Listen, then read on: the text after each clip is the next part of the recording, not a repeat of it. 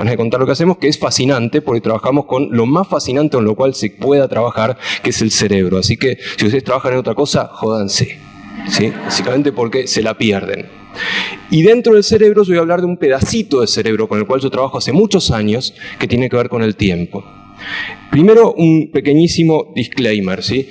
Estoy haciendo un gran esfuerzo por hablar lentamente y no me sale. Y en cualquier momento voy a empezar a hablar dos pedos. Así que, por favor, ahí paren cuando se les cante, porque tengan ganas de preguntar o decir algo o criticar o lo que fuera, adelante. No esperen al final para una cosa así, porque si no, realmente no vamos a perder un poco la dinámica de la charla. Y el otro asunto es que yo no tengo tiempos. Básicamente, no tengo tiempo, es larguísimo lo que preparé, seguramente lo vaya cortando, pero si hay algo que nos interese más charlar, encantado, porque esto es realmente mi pasión, trabajar con este pedacito de cerebro temporal. Pero la charla es sobre cerebro, pero sobre todo es sobre ciencia, entonces también va a tener mucho que ver que hagamos algunos experimentos nosotros, porque la ciencia, si bien se puede analizar teóricamente, lo que yo les voy a hablar es de ciencia experimental, de hacer experimentos. Entonces les voy a proponer que comencemos con algún experimento, voy a estar moviendo bastante, les pido disculpas, ¿sí? Y el experimento es muy sencillo, les pido que hagan lo que dice ahí en pantalla, o sea que sonrían. Ustedes también, no se hagan los giles. Los veo a todos. No se rían, sonrían. Miren que... Y ahora sigan sonriendo porque viene una pregunta, posta, es una pregunta de la neurociencia cognitiva. Y la pregunta es la siguiente. ¡Tarán! Eso. ¿No se sienten mejor? Prueben de nuevo. Experimento control. Cara de culo. Y experimento. Y ahora pregúntense mientras están sonriendo si no hay algo ahí adentro que les dice, está bueno eso, che. Me siento bien. Miéntanme, díganme, sí, síganme, qué barbaridad, qué maravilla la ciencia. En serio, funciona. Sí, es el mejor antidepresivo que puede haber, básicamente. Vos te levantás a la mañana y hay algo ahí adentro que dice, no está tan mal esto, ¿sí? Quédense con este experimento un ratito, ya lo vamos a explicar, pero quiero complicar el experimento. En lugar de hacer una sonrisa completa, vamos a hacer 7 de espada y 7 de oro. Nunca sé cuál es cuál, pero básicamente les estoy pidiendo que hagan semisonrisa izquierda o semisonrisa derecha. Y ese fue, vaya a saber por qué, no le gustó. Ah, perdón. Ok. O sea, El experimento control era Este estaba bueno, ¿sí? Ahora yo les pido que comparen este con este o este. Si hay gente con cirugías en la sala, puede costar un poquito más, pero asumamos que es un público joven y vivaz. Primera pregunta, es fácil. ¿Cuál es mejor? O Sonrisa completa, sin duda. Segunda pregunta, más complicada. ¿Cuál es mejor? ¿Esta o esta? Ojo, no que sea más fácil. No que sea más fácil hacerlo. Seguramente una de las dos le resulta mucho más fácil. Tiene que ver con lo que estamos haciendo. Pero la pregunta es si alguna despierta algo en el cerebro que dice, no está mal. A ver, ¿cuántos por semisonrisa derecha? ¿Cuántos por semisonrisa izquierda? Ajá. Bueno, estamos más o menos, y veo que hay varios no sabe, no contesta, después hablamos al respecto, ¿sí? Es más o menos el porcentaje que suele haber, más o menos mitad y mitad, que siente mejor esta o esta. Este experimento, me parece complicado, es sencillo. Básicamente, y acá estoy exagerando y simplificando las cosas a un extremo, ¿sí? Hay varios neurocientíficos en la sala que van a poder atestiguar que no es exactamente así, pero podríamos decir que no tenemos un solo cerebro, sino que tenemos dos fusionados, por un cachito muy chiquitito que está en el medio, se llama cuerpo calloso, pero funcionan en algunos aspectos como dos cerebros. Insisto, esto es una simplificación. El asunto es que cada uno de los dos semicerebros controla al hemicuerpo contrario, o sea, este cacho de cerebro controla a esta semisonrisa y este cacho de cerebro a esta semisonrisa. Más allá de meternos con detalles, lo que estaríamos demostrando acá es que los dos semicerebros son diferentes. Si una semisonrisa se siente mejor que la otra, quiere decir que algo están haciendo diferente estos dos. Esa es fácil de contestar. La primera es la difícil. La de por qué si sonreís te podés sentir bien. El primer experimento les pedí y sentirse bien. Parece una pavada y no es ninguna pavada. ¿Por qué no es ninguna pavada? Porque nosotros estamos acostumbrados a pensar, perdón por el inglés, ¿sí?, que nos emocionamos y luego actuamos. Te voy a matar porque voy a estar así todo el tiempo, ¿sí? Nos emocionamos y luego actuamos, estamos contentos y luego sonreímos. estamos asustados, luego salimos corriendo.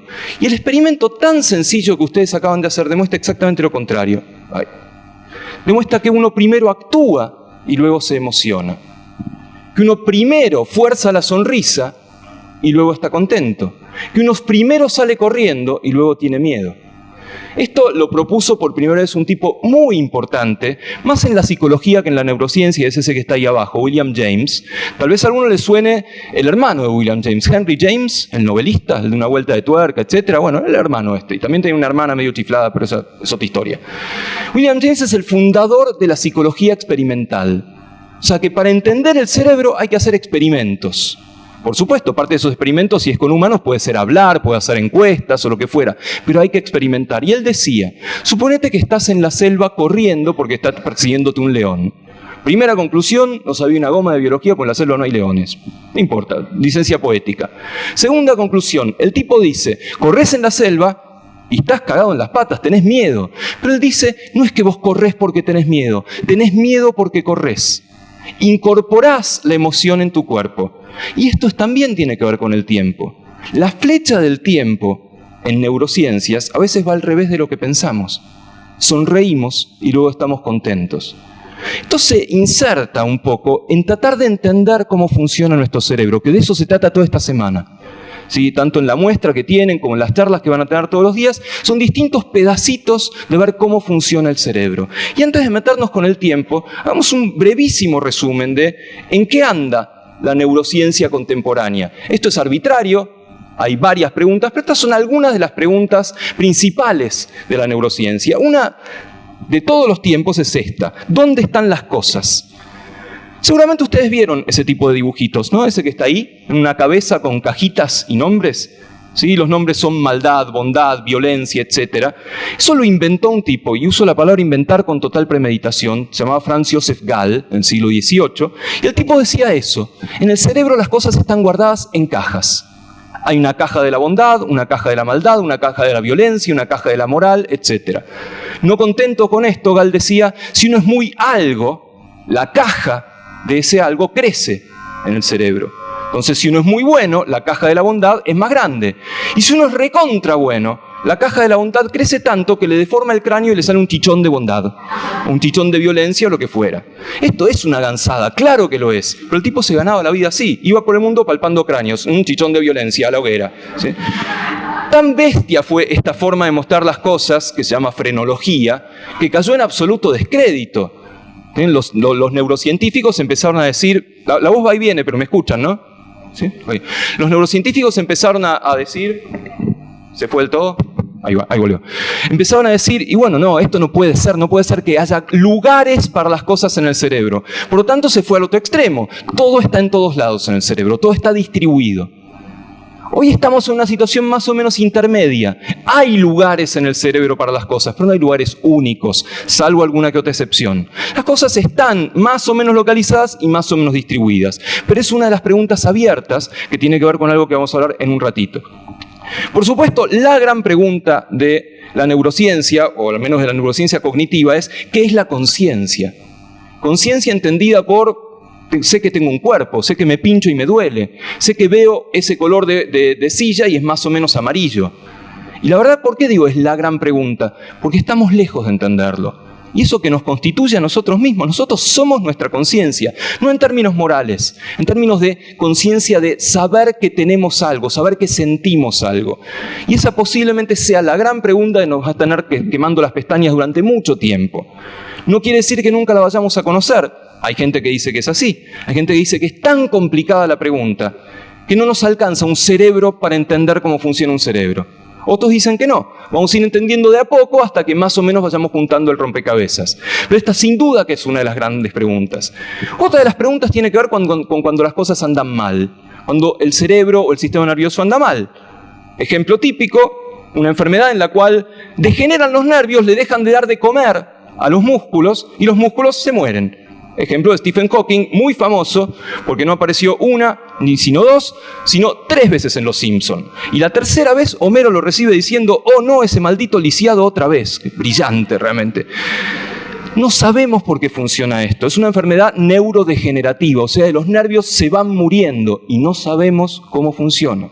Tenemos algunas pistas y seguramente a lo largo de estos días puedan charlar con la gente de cuáles son esas pistas. Pero obviamente queremos ir en esa dirección. No solamente queremos saber qué pasa cómo funciona el cerebro, queremos saber qué pasa cuando el cerebro anda mal o cuando los nervios andan mal. ¿Sí? Eso sería una neurociencia más clínica o aplicada. Para todo esto, desde hace no mucho tiempo, tenemos ciertas ventajas, que podemos ver el cerebro desde afuera. Hasta hace 50 años, para entender el cerebro, había que sacar un cacho de cerebro y mirarlo. Con lo cual no se perdía ese cacho de cerebro, se perdía el paciente normalmente, ¿sí? Hoy tenemos estas otras ventajas que son poderosísimas. Algunas de esas técnicas ustedes las pueden ver en la muestra. Por ejemplo, se hace electroencefalografía, es una técnica antigua, ya tiene más de 100 años. Pero también tiene que ver con poder entender el cerebro sin meterse en el cerebro. Gracias a esto entendemos, por ejemplo, que hay localizaciones. Que si a ustedes les piden que hagan una cuenta o que se acuerden de una canción de cuna que les cantaba la mamá, seguramente hay un pedacito del cerebro que se prende más que otros. Y eso lo sabemos gracias a estas técnicas que recién estamos empezando a entender del todo, porque son bastante complicadas. Es fácil que se prende un cacho del cerebro, pero en general se prende todo. Después hay que ver, bueno, ¿cómo sé que este se prende más que el otro, que es específico, etcétera? Diseñar un experimento de esos es bastante complicado. Otra de las grandes preguntas contemporáneas tiene que ver con el paraíso, o sea, con el Génesis. Seguramente ustedes escucharon, o leyeron, o les contaron en el colegio, un viejo lema de la neurociencia que dice: neurona que para, neurona que cierra. Seguramente les suene. No hay neuronas nuevas en el cerebro adulto. Bueno, eso sabemos que no es así. Tanto no es así que todo el tiempo están apareciendo nuevas neuronas. No en todo el cerebro, en algunos pedacitos. Pero si no aparecieran estas nuevas neuronas, hay cosas que no podrían funcionar. Y eso es lo que se denomina neurogénesis. Y en la génesis, la neurogénesis, hay un poco de aporte argentino. Uno de los primeros tipos que descubrió esto de la neurogénesis en cerebros adultos es un argentino llamado Fernando Nottebohm, que está hace muchos años en Estados Unidos. Y el tipo trabaja con el canto de los pajaritos. Le interesa saber cómo es ese lenguaje de los pajaritos. Como en todas las especies, cantan los pajaritos para levantarse a las pajaritas. Y las pajaritas disponen. Y el tipo vio que en algunas especies de pajaritos, el canto de un año a otro, de una estación a otra, era completamente diferente. Es más, hacía una especie de representación, hacía el pentagrama de ese canto y le ponía números, hacía una representación matemática de ese canto y no podía, a partir del canto del año 1, derivar cómo iba a ser el canto del canto 2, el canto del año 2. El tipo dijo: no puede ser que las mismas neuronas hagan cosas tan diferentes. ¿Será que hay nuevas neuronas en el cerebro del pajarito adulto? Obviamente todos se le cagaron de risa, como corresponde cuando uno viene con una idea nueva. Y él siguió y descubrió que sí, que hay neuronas nuevas en el pajarito adulto. ¿Cuál fue la respuesta de la comunidad científica? Eso es cosa de pajaritos, no vale la pena.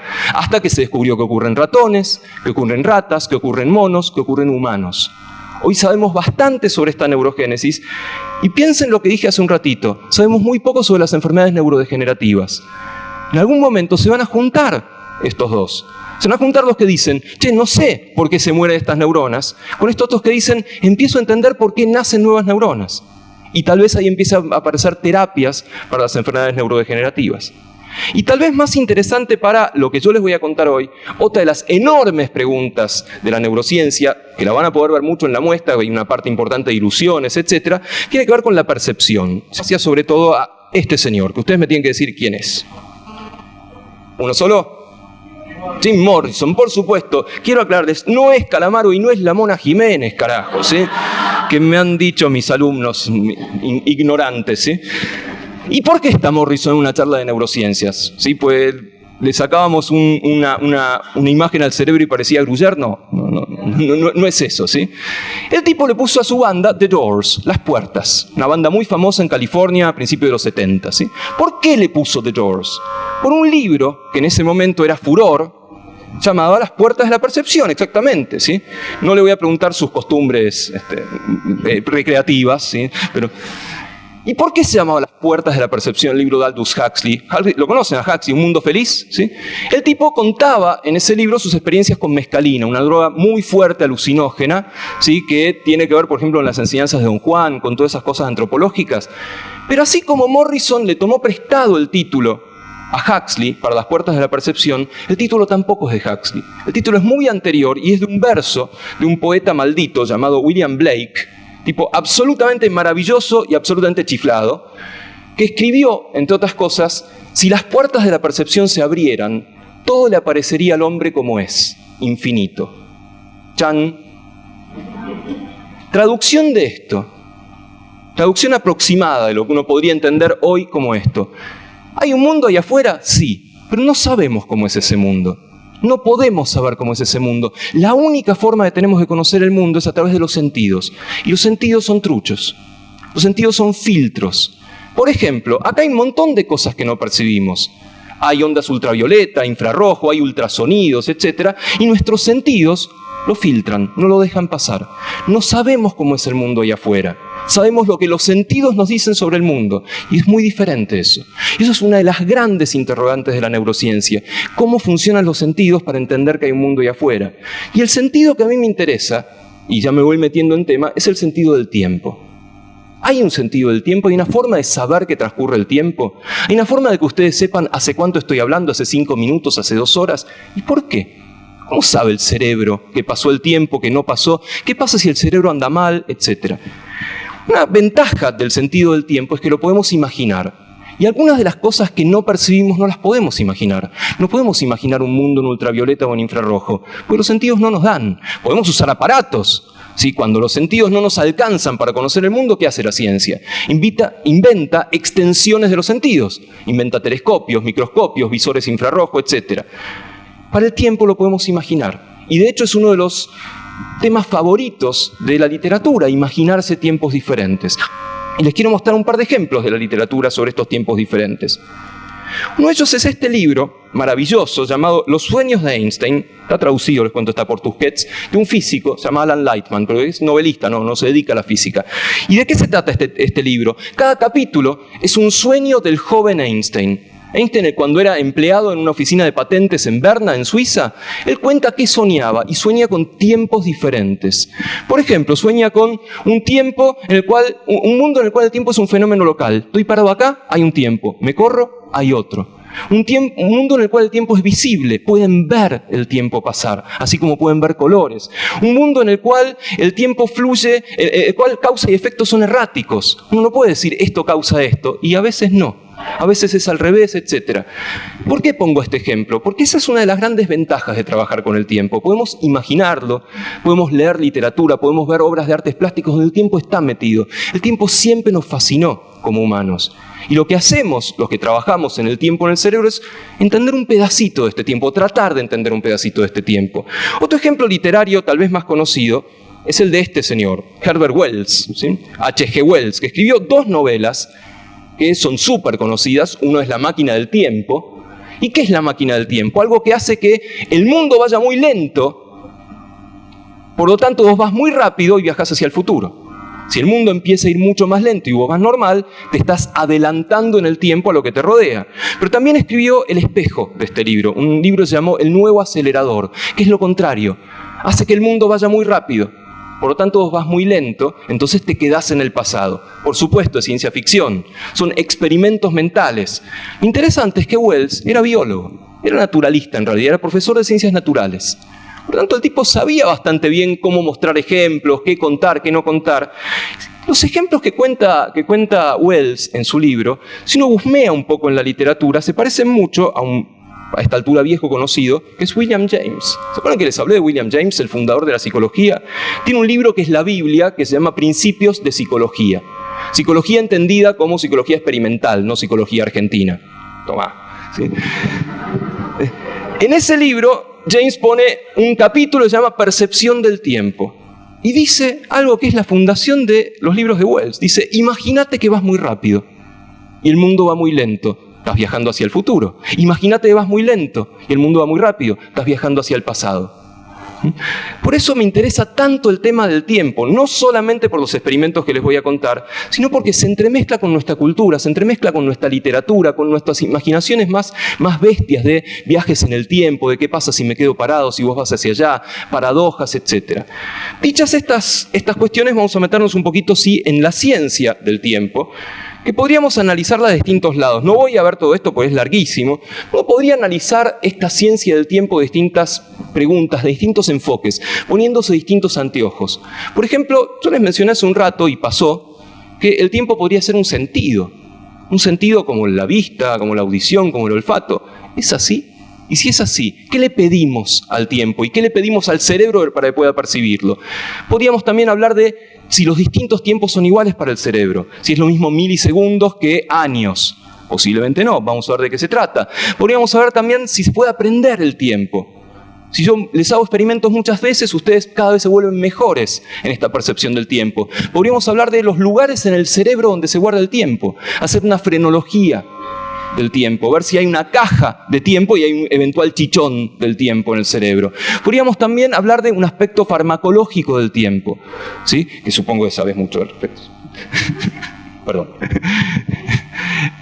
¿Por qué es esto? Porque a veces no nos alcanza con hacer experimentos. A veces tenemos que probar farmacología a ver cómo funciona. Y con farmacología me refiero a cosas desde nicotina, la nicotina del cigarrillo, a ver si afecta al tiempo, o bien fármacos que se utilizan como tratamientos clínicos que tal vez alteren la percepción del tiempo. También podríamos hablar de cuestiones culturales, y por último, y lo más largo de lo que les voy a hablar, es del tiempo como ciclo. ¿Sí? El tiempo que se muerde a sí mismo, porque eso es en lo que yo trabajo. Empecemos con el tiempo como sentido. Insisto en que ya estoy empezando a hablar a los pedos, ya me di cuenta, así que insisto en que paren por cualquier cosa que sea necesaria. Si el tiempo es un sentido, ¿qué le pedimos? ¿Qué quiere decir esto? Si yo defino el tiempo es un sentido, primero tengo que saber qué es un sentido y por qué puedo decir el tiempo lo es o no lo es. Bueno, en principio los sentidos son cosas que perciben estímulos que hay ahí afuera. Ahí afuera o ahí adentro. Por ejemplo, si yo doblo esto, habrá algún sentido de adentro que dice, che, estás doblando un cartílago, un hueso, un músculo, etc. ¿Sí? Pero perciben estímulos. Por lo tanto, tiene que haber algo, tiene que haber un perceptor de ese estímulo. Entonces uno puede decir, ya está, es fácil. Tengo que encontrar algo que sea tiempo ahí afuera y tengo que encontrar algo que mide el tiempo ahí adentro. Pero no es tan fácil. Segundo experimento. Les pido que tomen un dedo, por favor, todos. Cierren un ojo, puede ser con anteojos o lo saco para que lo vean mejor, y se aprieten ligeramente la parte más cercana a la nariz del ojo. Se aprieten un cachito así y me digan qué pasa.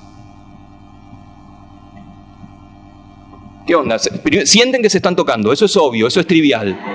Más allá de esa cuestión trivial, ¿hay algo más que no sea trivial? ¿Qué quiere decir eso? ¿Ves algo? No importa qué, seguramente van a haber cosas distintas. ¿Todos ven algo? ¿Sí? ¿Ven una mancha? ¿No lo ven al Papa Francisco? ¿Ven una mancha? ¡Epa! ¿Cómo así tan sencillo ven una mancha? ¿Cuál fue el estímulo ahí? Una presión, fue un estímulo mecánico. Sin embargo, respondieron como si vieran luz. Luz negra, luz blanca, no importa. Quiere decir que no es tan sencilla la cosa. No es que un sentido responde a un solo tipo de estímulo. Acá, en principio, podríamos decir, che, la vista parece que responde a muchas cosas. Responde también a la presión. Si en lugar de apretarse el ojo, se lo rozaran nada más, van a sentir que se lo están rozando, seguro, pero no van a ver la mancha. Si solamente se acarician el párpado, no ven la mancha. ¿Qué quiere decir esto? Está bien, sí, puede ver un estímulo mecánico el ojo, pero tiene que ser fuerte. Si el estímulo es débil, no alcanza a ver la mancha. Así funcionan los distintos sentidos. Pueden responder a distintos estímulos, pero hay uno al cual responden cuando el estímulo es muy chiquitito, lo se llama con mínimo umbral. Ese estímulo se llama estímulo adecuado. Entonces ahora hay que reformular la pregunta. Si el tiempo es un sentido, ¿cuál es el estímulo adecuado? ¿Cuál es el estímulo que lo hace responder con menor umbral, con menor cantidad de estímulo? La respuesta es muy sencilla, no tenemos una puta idea. Pero al menos podemos ir afinando un poquito la puntería de qué es lo que hay que buscar dentro del cerebro que esté entendiendo un estímulo, ¿sí? También, si es un sentido, che, ¿hay algo en el cerebro que lo percibe? Así como tenemos una retina, así como tenemos un epitelio olfatorio, así como tenemos montañitas en la lengua que son capaces de percibir los distintos gustos. De nuevo, no lo sabemos, pero al menos podemos ir afinando las preguntas. Si no afinamos las preguntas no vamos a llegar a ningún lado. Y recién estamos a esa altura acá. Y vamos a ver algunas cuestiones que tenemos alguna idea mejor, ¿sí? En realidad, otra cosa más, ¿sí? Me olvidaba. Hay otras cosas que les pedimos a los sentidos. Por ejemplo, si yo les preguntara a ustedes si tienen medias puestas, ¿qué me dicen? ¿Quién dijo no? La mayoría sí.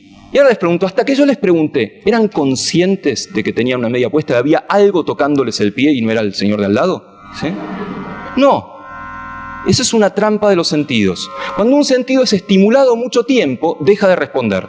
Ustedes se ponen la media. Obviamente el pie dice, che, acá me están poniendo una media. Al cabo de un ratito, se olvidan, minga, no se olvidan nada. Dejan de responder los receptores del pie, porque dicen, y acá ya no hay más peligro, ¿para qué le voy a seguir diciendo al cerebro hay una media, hay una media, hay una media?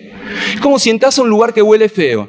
Al principio huele feo, y al cabo de un ratito te olvidás. No, no te olvidás. Los receptores olfativos dejan de informarle al cerebro. Eso se llama adaptación sensorial. Si el tiempo es un sentido, tal vez haya adaptación. Tal vez al cabo de un rato dejes de sentir el tiempo. De nuevo, son preguntas mentales por ahora, porque es difícil hacer estos experimentos, pero nos va afinando por dónde ir a buscarlos. Sale esto de lado. Y el otro asunto complicado para esto es que el tiempo tiene una particularidad que no tienen los otros sentidos. Todos los sentidos utilizan al tiempo de alguna manera. Nosotros sabemos que pasa algo porque empieza y termina. Lo vemos empezar, lo vemos terminar. O nos pusimos la media y nos la sacamos. Analizar el tiempo como un sentido genera otro problema. Che, el sentido solamente del tiempo, qué raro, ¿no? Y acá les pongo un ejemplo histórico que tiene que ver con este simpático gordito, ¿sí? Kublai Khan, que en un momento tuvo el imperio más grande que había en esa época de la humanidad. Y el tipo un día se despertó y dijo, che, yo quiero saber cuán grande es mi imperio. ¿Sí? Otra vez, ¿y ahora cómo? ¿Qué vamos a hacer? ¿Y qué hizo? Mandó varios jinetes en distintas direcciones y les dijo, vos andá, y cada tanto preguntá si me conocen. Che, ¿conocen a Kublai Khan? Un gordito, pelo largo, bigote, ¿sí? Cuando te digan que no me conocen, se acabó mi imperio. Por tanto, volvé. Y pasó eso. Fueron los jinetes en todos lados, midieron cuántos días habían pasado hasta que no lo conocían a Kublai Khan y así trazaron el imperio. El mapa era pésimo, era muy poco representativo. ¿Por qué era pésimo? ¿Qué fallaba en este experimento? Exactamente, los distintos jinetes no iban exactamente a la misma velocidad. Por lo tanto, uno fue más lento, otro más rápido y los límites del imperio estaban completamente desdibujados. Algo así pasa con los sentidos. Los sentidos no van todos a la misma velocidad. Por ejemplo, la audición suele ir más rápido que la visión. Si ustedes están escuchando algo y viendo algo, y la audición viene primero, el cerebro tiene que parar la audición hasta que llegue la visión para que eso sea simultáneo. Esto tiene una consecuencia. ¿Cómo se largan las carreras todavía hoy? ¿Cómo se largan las carreras de autos? Con un semáforo sí, porque es necesario, pero además, no solo con el semáforo, con un ruido, con un disparo, ¿sí?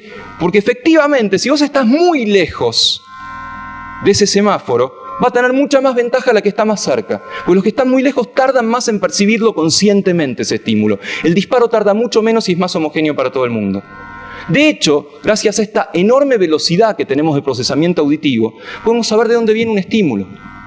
¿Sí? Si yo estoy parado así, ¿cómo sé que un estímulo viene de allá o de allá? Lo sé porque primero se procesa por este oído, si viene de allá, y unos microsegundos más tarde se procesa por este oído.